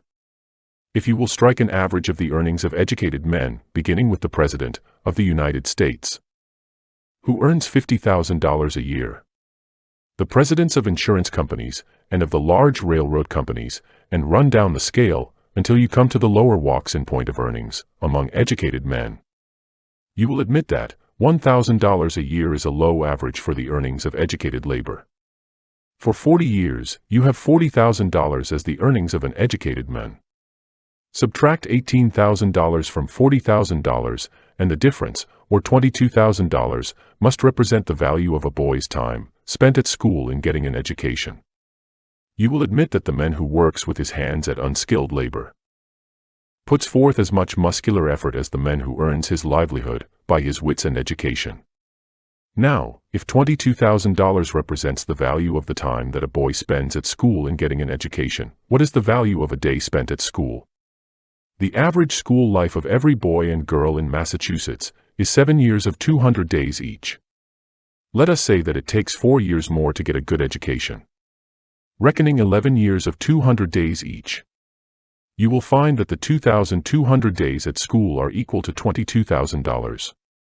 And a simple division on the blackboard will bring it home to the comprehension of every boy that every day at school, properly spent, must be worth $10. What sort of letters do we get at the school department? One director asks whether it is a violation of the compulsory law if a farmer keeps at home his 11-year-old boy to plow, because it costs $1 a day to get some men to do the work. While he is putting $1 into his own pocket, he is robbing that boy of $10 in the shape of future earning capacity. Is not that high-handed robbery by a father of his own child? In the legislature recently, the minimum term was lengthened from 6 to 7 months. In other words, 20 days a year were added to the school life of 200,000 children. If time at school properly spent is worth $10 a day, then that act of the legislature should add to the future productiveness of the Commonwealth $10 multiplied by 20. And that product by 200,000, or $40 million. War is waste. Litigation, expensive. Individual contentions at law and national contentions in war are among the greatest wasters of individual and national wealth. Sometimes they cannot well be avoided. But, whenever they can be with honor, they should be. I agree with you perfectly in your disapprobation of war, said Franklin. I think it wrong in point of human prudence. For, whatever advantage one nation would obtain from another, it would be much cheaper to purchase such advantage with ready money than to pay the expense of acquiring it by war. It seems to me that, if statesmen had a little more arithmetic, or were more accustomed to calculations, wars would be much less frequent. Battles are never the end of war, said James A. Garfield. For the dead must be buried, and the cost of the war must be paid, including pensions. 1/10 of our national debt, expended in public education 50 years ago, would have saved us the blood and treasure of the Civil War. Schoolhouses are far less expensive than rebellions. Europe, from the North Cape to the Mediterranean, says John S. C. Abbott, would be almost a Garden of Eden, had the uncounted millions, which have been expended in the desolation of war, been appropriated to enriching and embellishing her sunny valleys and her romantic hillsides. Equanimity tends to health and wealth. One of the greatest wastes of life is the result of loss of equanimity, as shown in anger, fretfulness, and profanity. Such things will be found, on reflection, to be wholly unnecessary. But, are there examples in everyday life, among everyday people, that prove the possibility of superiority over anger and worry, asks Horace Fletcher. Yes, he replies. Habitually profane men do not swear in the presence of ladies. Vicious men are gentle when among those whom they respect. The passions are subservient to the will, under conditions that reverence or fashion prescribes. If they are subservient under any conditions, they can be controlled under all conditions. Nothing, for instance, could make you angry while we are talking on this subject, because you would feel ashamed to show slavery to a condemned and unmanly weakness. Once, when I was returning from Ireland, says Rowland Hill, I found myself much annoyed by the reprobate conduct of the mate and the captain, who were both given to the scandalous habit of swearing.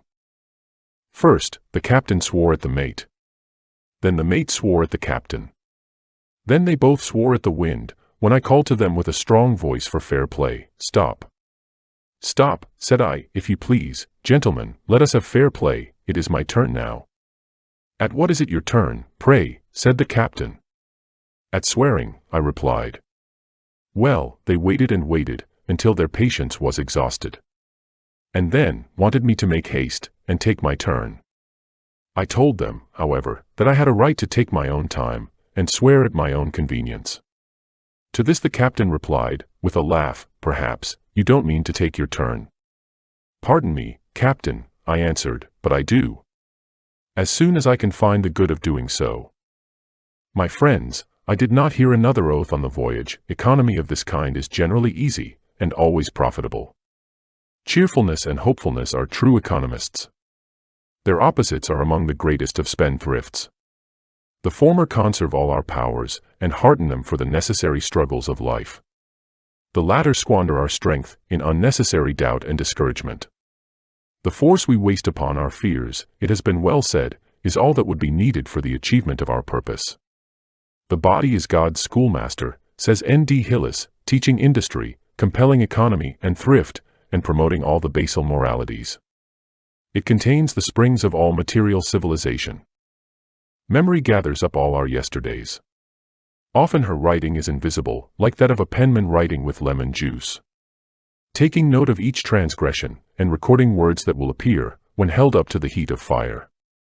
How important it is, then, that the thoughts and emotions, and resolves which build up our fund of character, shall be such as to make that character really valuable. No bookkeeper takes visible note of these things.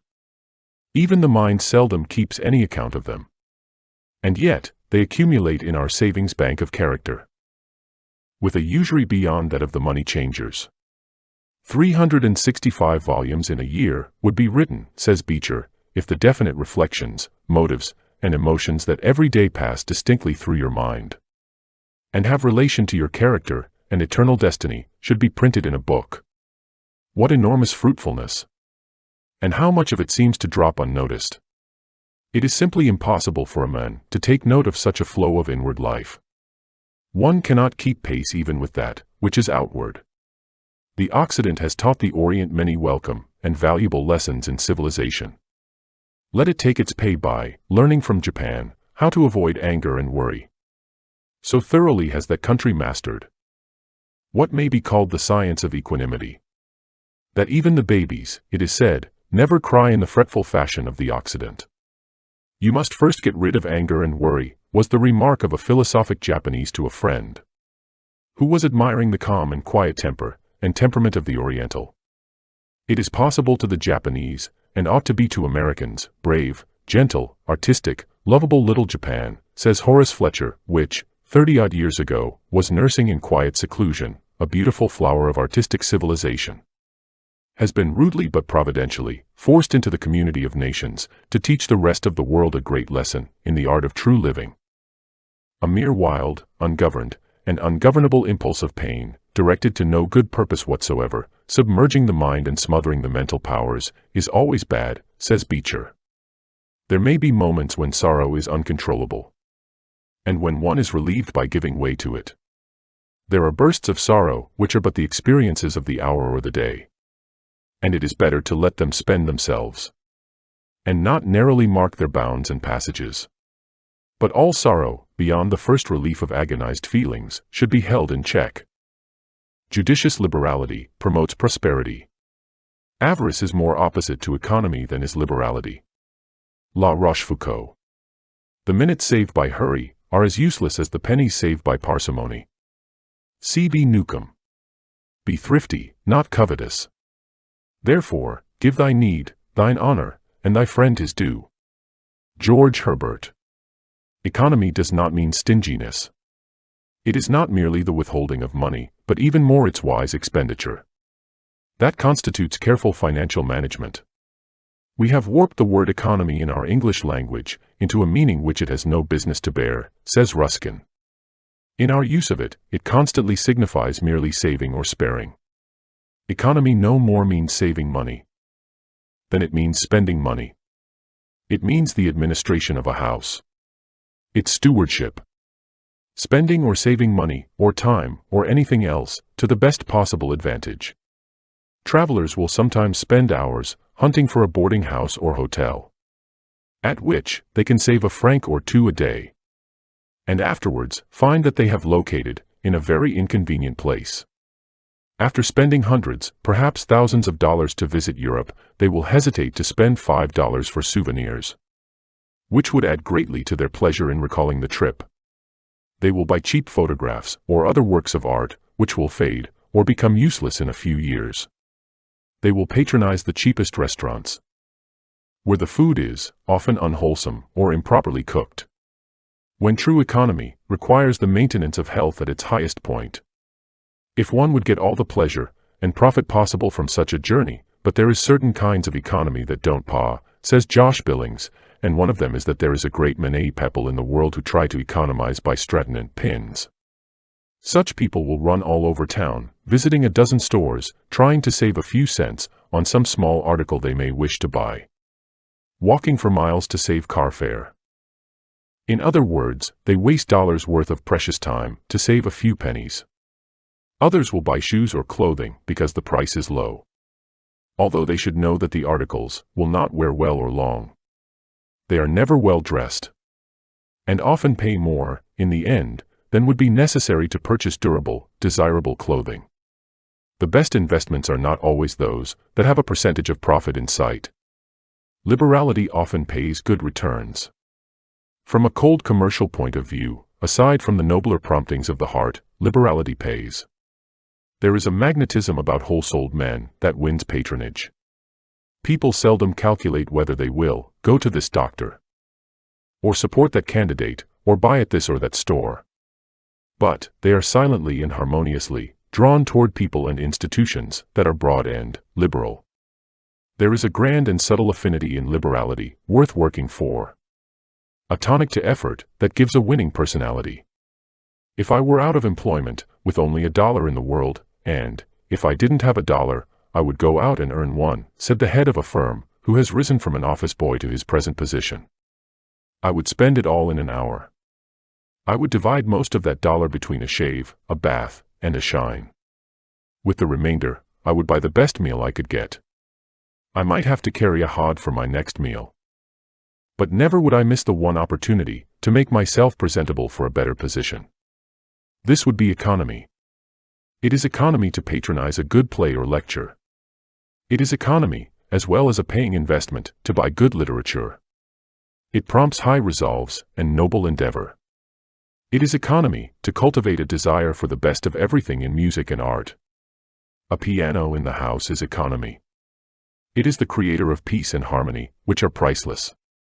It is economy to take a week's travel occasionally, and learn what the world is doing beyond the four walls in which you live. I really can't afford to be too economical, said a woman recently. I have a good neighbor who believes that every penny saved is a penny earned. And she looks her disapproval at me because I don't make over my own dresses and do buy my cakes. She does all those things herself and saves the money, and she makes me feel wasteful. Last year, I tried to emulate her example, and I used up at least $50 worth of wife, mother, and family comfort in trying to save $12 worth of sewing. Besides, there's the dressmaker's or the cake maker's view of it to be taken into account. For I suppose the neighbor side of the question ought to come in somewhere. It reminds me of the cooking recipes, which the newspapers gravely publish. I read one only yesterday.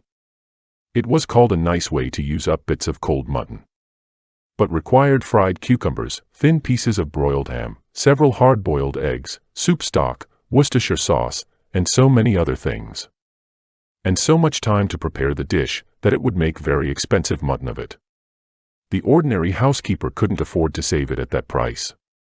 There is a great deal of so-called economy that is too costly for poor people. An examination of the attics, closets, bureaus, cupboards, trunks, and basements of many an American home would reveal strange evidences of the unfortunate habit of saving useless articles. It seems really painful for some people to throw anything away, no matter if it costs twice as much as it is worth in valuable time to save it. This is not intelligent saving, the only kind that pays. It is far from the author's intention to encourage extravagance or waste. But, on the other hand, he wishes to emphasize the fact that the saving of mere trumpery, without aim or purpose, is not the highest economy.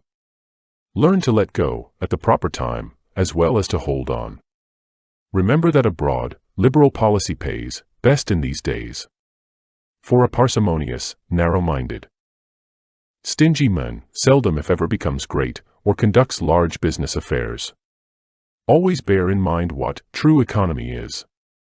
A habit of buying what one does not need, simply because it is cheap, encourages extravagance. Such investments are usually little more judicious than that of the widow who bought an old doorplate with the word Thompson on it, because she thought it might prove useful sometime, although she was not acquainted with any gentleman of that name. There is, perhaps, no wider spread belief than that economy and meanness are twin brothers, while the fact is that they are not even distantly related. Economy is putting by that which there is no good reason for spending, and good reason for retaining. Meanness is withholding that which there is need of spending, and no sufficient cause for retaining. Many a man has been called a good fellow because he prodigally squandered his earnings while his debts remained unpaid. And he was constantly putting himself in a position in which, should sickness overtake him, or his employment cease, he must become a burden to someone. There is nothing good about such a course, nor any meanness in foregoing present luxuries and indulgences for oneself or others, that future independence and self-respect may be secured. Live between extravagance and meanness. Don't save money and starve your mind. The very secret and essence of thrift consists in getting things into higher values. Spend upward, that is, for the higher faculties. Spend for the mind rather than for the body, for culture rather than for amusement. Some young men are too stingy to buy the daily papers, and are very ignorant and narrow. There is that withholdeth more than is meet, but it tendeth to poverty. Don't squeeze out of your life and comfort, and family, what you save. I once knew a man whose wife had a desire to have her photograph taken, says Henry Clews. It was partly through harmless and perfectly proper vanity, and partly through a desire to have her children remember her at her best, that she wished it. For she was then young and beautiful. But her hard-fisted husband put off the gratification of her most cherished wish, until routine life had done its inevitable work, and she was no longer lovely to look upon. She suffered her disappointment in silence. She brooded over the matter to such an extent that a molehill was magnified into a mountain, and eventually led to the estrangement of husband and wife, and the breaking up of the family. His plea was economy. What a dreadful paradox! What would one think of the engineer of a great steamship who would allow his engines to become disabled through a so-called too economical application of lubricating oil? I once knew a man, many times a millionaire, who would, upon leaving his library for dinner, always go around and lower the gas at each jet. Yet he would not stoop down to pick up a coin, because stooping down, he said, made him dizzy. And he would not think of incapacitating himself for any amount of money. I used also to know another very rich man, whom I occasionally chided in a humorous way for burning so much gas, having his room so brilliantly illuminated. But his answer invariably was, "What is the cost of gas compared to the cost of eyesight?" This man was a thorough, scientific economist, and so was the last named man. They understood what the grand old word thrift really means. Some people have most ridiculous ideas on this subject. A man once defined economy, in my presence, as a happy medium between parsimony and extravagance. What could be more absurd? Thrift, the true economy, is wholly the opposite of either. So, how can it logically be a combination or an average of the two? As I said before, true thrift consists in getting all the good you can out of everything. There is no economy in the bad. It is expensive to the point of wicked extravagance to deny oneself useful books, no matter what they cost, nor how poor one is. For what poverty is there, like mental poverty? It is economy to pay a good price for a good seat at an entertainment, because in a good seat, one is surrounded by inoffensive people, and has no disturbing element to divert his mind. Before going to see a new play by new people, one should read the criticisms of it in the papers. Many a dollar is saved in this way. A play may be good enough for its purposes, yet possess no element of interest or profit to you. A newspaper costs only 1 or 2 cents, but a seat in a theater costs $1.50. The economy of witnessing a good play is obvious. One may, for a comparatively trifling sum, Enjoy all the benefits of a production which has cost thousands of dollars in time and money. On the other hand, to attend a poor play is the worst kind of extravagance, as you not only lose money, but your time as well, not to mention the wear and tear of your patience. I have heard men misuse the word in speaking of the gratification or denial of abnormal appetites. This would be amusing if it were not melancholy. If we might apply it in this way, I would say, for instance, that, if a man can get but one drink of whiskey for $2, the limit of his capital, it would be much more economical for him than to get 20 drinks for the same sum. This will not require any explanation. One other thing must always be remembered, that money represents the efforts of men.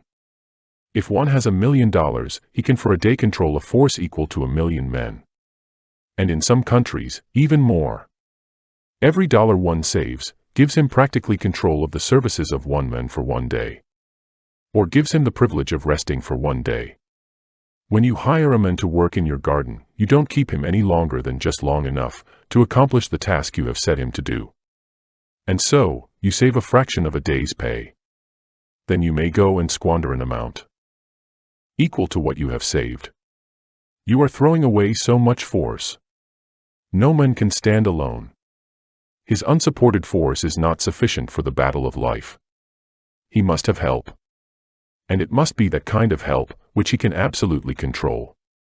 Now, money is the only force one can so control, as it represents labor, is the result of labor, and commands labor. And you have all that right in your pocket ready to carry out your wishes. One must make a study of the value of commodities in life, if he would expect to exist without being defrauded of much money. I never pay 50 cents for an article worth only 25. The mere saving of pennies, regardless of the sacrifices we make to save them, is not scientific or practical thrift. It is not economy to pay a valuable man a small salary. There is too much of the saving at the spigot and wasting at the bung in most people's ideas of economy. Some young spendthrifts will squander $50 in winning the favor of a theatrical manager in order to get 2 complimentary passes to a play. In writing a letter, careful use of pen, ink, and paper, and particularly of words, is necessary. If you state what you have to say in a business letter clearly, in a single paragraph, if possible, you will earn the commendation and high esteem of the man to whom it is addressed. He will appreciate your consideration of him. As a man advances in life, he may extend his ventures into new fields, until he reaches the apex of his mental and recuperative powers, when it is wisdom, thrift, economy, what you will, for him to concentrate his interests. It is by the mysterious power of economy, it has been said, that the loaf is multiplied, that using does not waste, that little becomes much, that scattered fragments grow to unity, and that out of nothing or next to nothing comes the miracle of something. It is not merely saving, still less parsimony. It is foresight and arrangement, insight and combination, causing inert things to labor, useless things to serve our necessities, perishing things to renew their vigor, and all things to exert themselves for human comfort. It is surprising how little it takes for the real necessaries of life, said Andrew Carnegie in The Youth's Companion. A little home paid for and a few $1,000s, a very few, make all the difference. These are more easily acquired by frugal people than you might suppose. Great wealth is quite another, and a far less desirable matter. It is not the aim of thrift, or the duty of men, to acquire millions. It is in no respect a virtue to set this before us as an end. Duty to save ends when just enough money has been put aside to provide comfortably for those dependent upon us. Hoarding millions is avarice, not thrift. Of course, under our industrial conditions, it is inevitable that a very few men, will find money coming to them far beyond their wants. There are men who have millions, and who continue to pursue money-making only to collect more millions for hoarding. This is, as I have said, a very different thing from thrift, and the making of a modest competence. The accumulation of millions of dollars is usually the result of enterprise and judgment, and some exceptional ability for organization. It does not come from savings in the ordinary sense of that word. Men who in old age strive only to increase their already too great hoards are usually slaves of the habit of hoarding, formed in their youth. At first, they own the money they have made and saved. Later in life, the money owns them. And they cannot help themselves, so overpowering is the force of habit. Either for good or evil. It is the abuse of the civilized saving instinct, and not its use, that produces this class of men. No one need be afraid of falling a victim to this abusive habit, if he always bears in mind that whatever surplus wealth may come to him is to be regarded as a sacred trust, which he is bound to administer for the good of his fellows. If a man resolves and faithfully adheres to his resolution never to hoard money, but to put each year's surplus to uses beneficial to others, then the money-making habit may still be classed among the virtues. The man must always be master. He should keep money in the position of a useful servant. He must never let it master and make a miser of him. Burns expresses a truth when he declares that savings are precious because they make a man independent. As he was a very poor man himself, to be independent of others naturally seemed to him the great aim of life, but great wealth is even more desirable, since it permits one to be of service to others. Provided he has some ability and good sense to start with, is thrifty, honest, and economical, said Philip D. Armour, there is no reason why any young man should not accumulate money and attain so-called success in life. When asked to what qualities he attributed his own success, Mr. Armour said, I think that thrift and economy had much to do with it. I owe much to my mother's training, and to a good line of Scotch ancestors, who have always been thrifty and economical. Thrift is so essential to happiness in this world, that the failure to practice it is to me incomprehensible, said Russell Sage, in the Saturday Evening Post. It is such an easy, simple thing. And it means so much. It is the foundation of success in business, of contentment in the home, of standing in society. It stimulates industry. I never yet heard of a thrifty man who was lazy. It begets independence and self-confidence. It makes a man of the individual who practices it. I think the greatest fault that characterizes our education of the young today is failure to teach thrift in the schools. From the very outset, a child ought to understand the value of saving. In some schools, I understand, penny savings funds are now established. Out of these funds, if they are administered with practical common sense, will grow more sound teaching than out of anything else in the curriculum. I mean teaching that will make for success. And that, after all, is what the mother hopes for her child, and a nation for its citizens. As matters stand now, all that the average child ever hears in school of the value of saving is contained in some dry textbook or essay. There is nothing living, vital, or forcible in such material as this. It is of very much greater importance that a child or a young man should know how to proceed on the road to success in the world than it is that he should know the road to Cape Town or London, or that he should know the involved principles of the higher sciences. This is a very practical world, and the man is going to get the most out of it who is not hampered by a constant want of money. It is absurd to suppose that great riches always bring happiness, or even that the accumulation of great riches is essential to success. The man of moderate means is, on the whole, perhaps, happier than the extremely rich man. And he who makes for himself a safe place in any field can be set down as being quite as successful as the man who accumulates millions. But the man who is perpetually hard up cannot under any circumstances be happy, no matter what the foolish in the world may say. And no man can win a safe place in the world if he is hampered with debts. Helpless poverty is the most crushing affliction that can come to a family, and is the affliction most easily avoided. The man who starts out right will never be poor in the extreme sense, no matter how limited his income or how circumscribed his opportunities. Let him lay down the rule for himself that he will invariably spend less than he makes. Then he is safe. No man can be happy in this life for any length of time if he does not live up to this principle, no matter how dazzlingly he starts out or what his prospects are. If he deviates from this rule, he will sooner or later come to grief. He must save to succeed. He must succeed in something to be happy.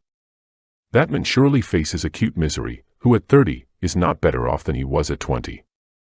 It is a simple process, and for its non-observance there can be no possible excuse. Let the boy or man live so economically that he always has something to lay by. And he is certain to have, in the end, a competence to protect him against all ordinary worries. Of course, there may come unavoidable accidents. But even these will be more easily combated if, as a young man, a habit of economizing has been cultivated. I wonder constantly, when I meet examples of misery caused by unthriftiness, how such things can be with a human being whose brain is normal. Make it a rule to save at least 25 cents of every dollar you earn. Save 75 cents if you can, but never less than 25. Those who really desire to attain independence, said P.T. Barnum, have only to set their minds upon it and adopt the proper means, as they do in regard to any other object which they wish to accomplish. And the thing is easily done. But, however easy it may be found to make money, I have no doubt that many will agree that it is the most difficult thing in the world to keep it. The way to acquire a competence is to expend less than one earns, which seems a very simple problem. But you may say, I understand this. This is economy, and I know that economy is wealth. I know that I can't eat my cake and keep it also. But I beg to say that, perhaps, more cases of failure arise from mistakes on this point than on almost any other. The fact is, many people think they understand economy when they really do not. True economy is misapprehended. And people go through life without properly comprehending what that principle is. Some say, I have an income of so much, and here is my neighbor who has the same. Yet every year, he gets something ahead, while I fall short.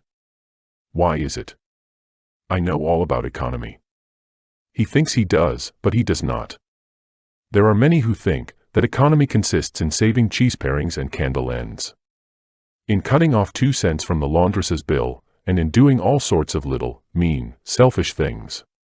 Economy is not meanness. The misfortune is, also, that such persons let their economy apply in only one direction. They fancy they are so wonderfully economical in saving a halfpenny, where they ought to spend 2 pence, that they think they can afford to squander in other directions.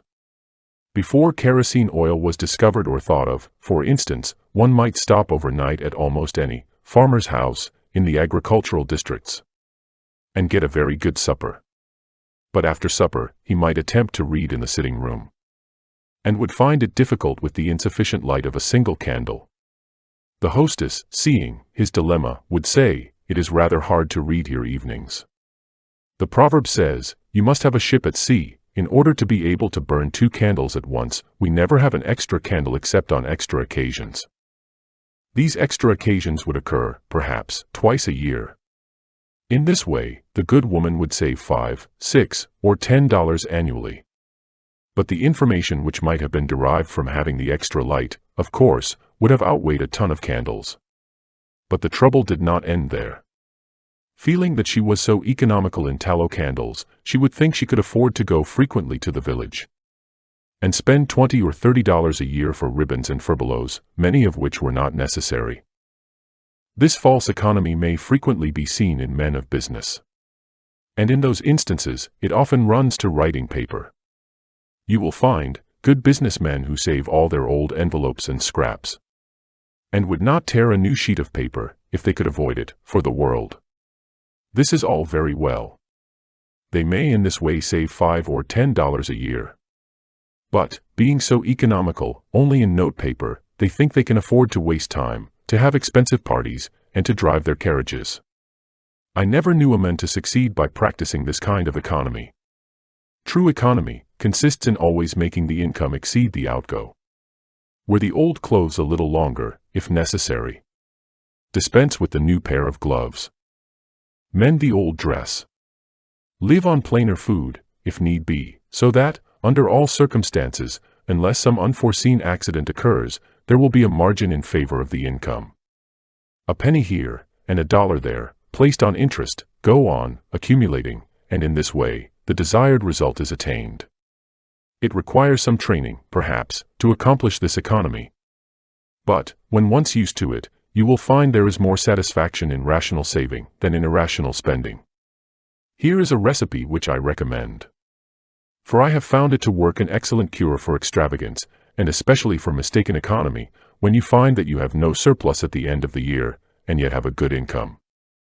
I advise you to take a few sheets of paper and form them into a book, and mark down every item of expenditure. Post it every day or week in 2 columns.